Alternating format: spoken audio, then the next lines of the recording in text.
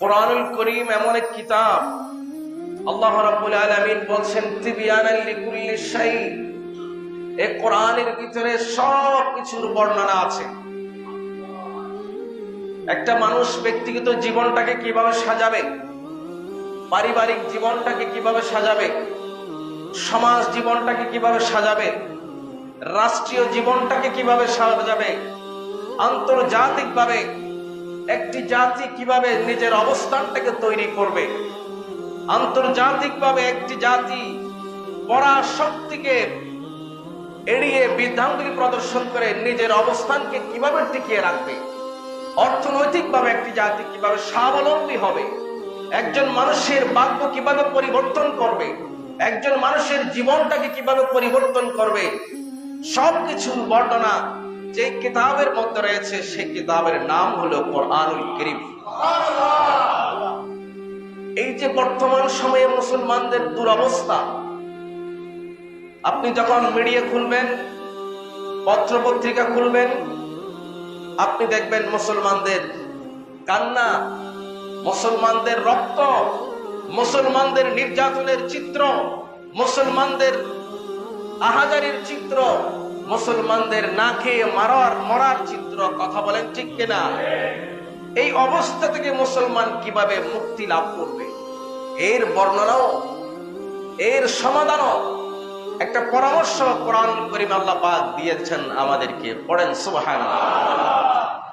আজকে যে আয়াতে কারিমের আলোচনা আমরা শুনব, বর্তমান যে ফিলিস্তিন সংকট, মুসলমানদের যে অবস্থা, অসহায়ত্ব, পৃথিবীতে বর্তমানে 200 কোটির বেশি মুসলমান, কিন্তু ছোট্ট একটি ফিলিস্তিন রাষ্ট্রকে রক্ষা করার জন্য কোন মুসলিম দেশ এখনো পর্যন্ত এগিয়ে আসে নাই। এই যে একটা অবস্থা, সংকট, এই যে একটা সমস্যা মুসলমানরা এখন ফেস করছে, এই সমস্যা কিভাবে আমরা সমাধান করব, এই সংকট থেকে কিভাবে আমরা উত্তরণ লাভ করব, এর একটা নির্দেশনা কিন্তু আজকের আলোচনার ভিতরে আল্লাহ পাক দিয়েছেন। সুবহানাল্লাহ। এই আজকের যে আয়াতে কারিমা আলোচনা করব, সে আলোচনার ভিতরে আমাদেরকে আল্লাহ পাক নসিহত পেশ করছেন, ও আমার মুসলমান বান্দারা, ও আমার নবীর উম্মতেরা, তোমরা ইহুদিকে অনুসরণ করতে পারবা না, খ্রিস্টানকে তোমরা অনুসরণ করতে পারবা না, কাফির মুশরিকদেরকে তোমরা অনুসরণ করতে পারবা না। আমেরিকা তোমাদের মডেল নয়, ফ্রান্স, জাপান, জার্মান তোমাদের মডেল নয়, ভারত তোমাদের মডেল নয়।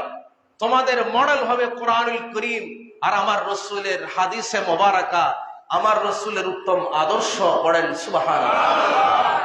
আজকে আমরা কি ব্যক্তিগত জীবন বলেন, কি সামাজিক জীবন বলেন, কি পারিবারিক জীবন বলেন, কি রাষ্ট্রীয় জীবন বলেন, সব ক্ষেত্রে আমরা আজকে ইহুদি, নাসারা, খ্রিস্টান, মুশরিক, কাফির, India, Burma, German, France, Italy, America, London, এগুলোকে আমরা অনুসরণ করছি। কথা বলেন না ঠিক কিনা?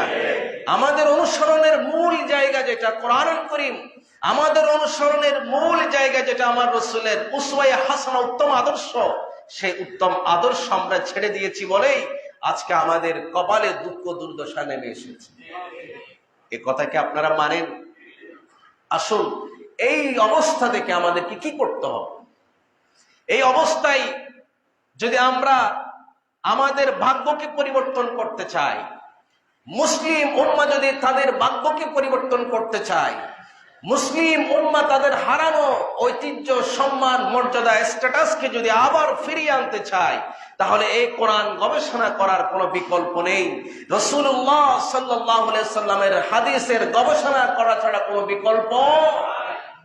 আল্লাহ পাক আমাদেরকে বুঝার তৌফিক দান করুন।